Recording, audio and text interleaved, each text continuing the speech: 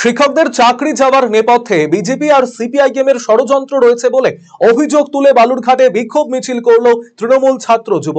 এদিন বিকেলে Balurghat high school ময়দান থেকে বিক্ষোভ মিছিল শুরু হয়ে বালুরঘাট শহর পরিক্রমা করে। মিছিলের নেতৃত্ব দেন তৃণমূল ছাত্র পরিষদের জেলা সভাপতি অমরনাথ ঘোষ। তিনি জানিয়েছেন, বিরোধীদের ষড়যন্ত্রের কারণেই 26,000 শিক্ষক চাকরি হারা হয়েছেন। অভিযোগ মূলত বাম নেতা বিকাশ রঞ্জন ভট্টাচার্যের প্ররোচনায় বাংলার শিক্ষকেরা চাকরি হারা হয়েছে বলে অভিযোগ তোলেন তিনি।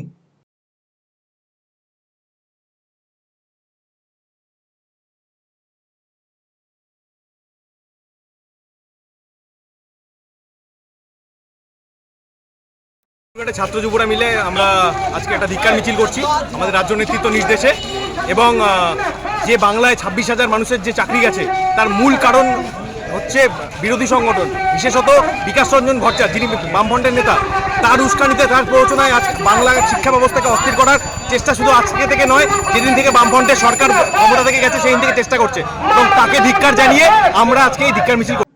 রায়গঞ্জবাসীদের জন্য সুখবর। যারা দীর্ঘদিন ধরে পেটের সমস্যায় ভুগছেন তাদের জন্য রায়গঞ্জ দিশারিতে আসছেন ব্যাঙ্গালোরের প্রখ্যাত গ্যাস্ট্রোএন্টারোলজিস্ট ডাক্তার ইরশাদ আলী, HMD, DNB।